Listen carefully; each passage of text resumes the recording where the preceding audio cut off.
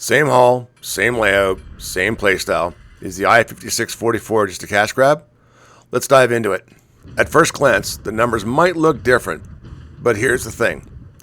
The Tier 10 I-56-44 and the Tier VIII I-56 are, in almost every important way, the same submarine. They share the same gun layout, same Torpedo 2 configuration, same submerged speed, and even the same overall design.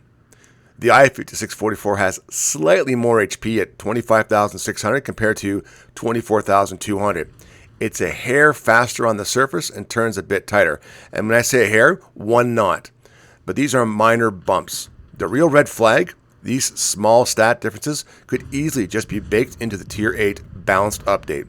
There's no real justification here for locking this behind a Tier 10 paywall or potential grind. But you all know it's going to cost you real money. Now, yes, there is one major change, the torpedoes. The I-56-44 fires long-range torpedoes that only reach full damage potential when traveling at least 10 kilometers. That's a big shift from the original I-56, which was known for its aggressive, close-range shotgun playstyle. The original I-56 was a high-risk, high-reward brawler that earned its reputation.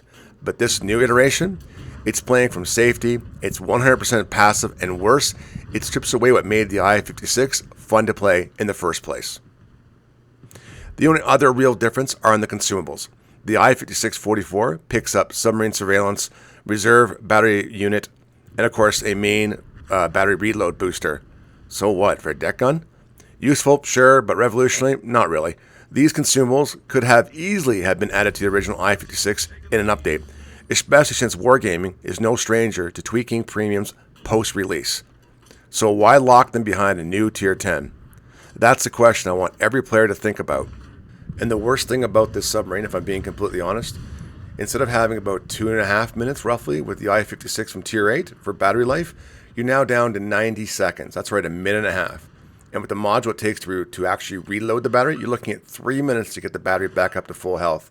That's not even going to be enough time at 13 knots to get close to a ship, even if you want to lay in close torpedoes. That's designed specifically so you can dive when there's an actual plane from an aircraft carrier coming to spot you. That's about it. I believe at 90 seconds of battery life, that makes it the least powerful submarine in the game. Let's talk about what this really is. This is a reskin. The same hull, same identity, just stretched to Tier 10 and padded with some extra gear.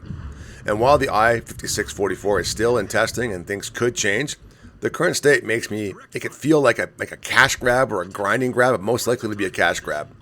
We've seen this before. Wargaming takes a fan favorite ship, repackages it, adds a gimmick or two, and calls it new. But here's the truth. The original Tier 8 I-56 already did the job.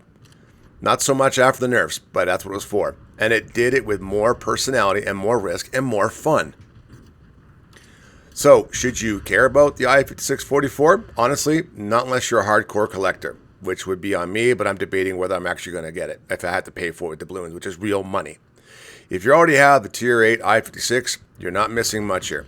And if you're thinking about grinding or playing for the 44, expecting some game-changing sub, seriously, don't believe the hype. This isn't innovation, this is just recycling. And we, as a community, need to push back when developers try to package the old as something shiny and new, especially when they expect us to pay more for it. So yeah, just be cautious, captains. The I-56-44 looks cool on paper, but underneath, it's a Tier 8 in a Tier 10 clothing. Let me know your thoughts in the comments below. Are you picking it up, or are you calling it what it is, a lazy reskin? If this helped you out, please hit the like button, subscribe to the channel, and ring the bell so you stay informed before you spend. This is Normal Guy of the North. Thanks for watching, as always, and I'll see you on the high seas. But not in a reskin sub if I can help it. As always, take care, stay safe, wish you all the best, and bye for now.